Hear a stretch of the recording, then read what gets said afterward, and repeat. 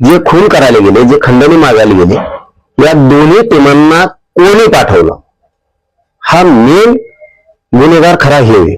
कारण जो खून करतो, खंडणी मागतो, त्यापेक्षाही जास्त सामूहिक कट रचून संघटित गुन्हेगारी करून घेणारा हा महागुन्हेगार असतो.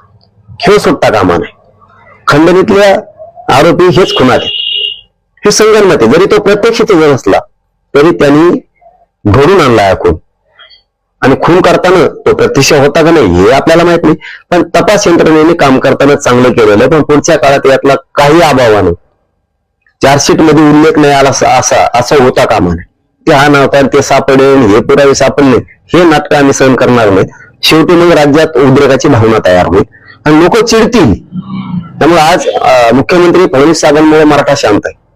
त्यामुळे यातला एकही आरोपी कोणताही सुटता कामा नये. ही खूप मोठी रॅकेट आहे, खूप मोठी साखर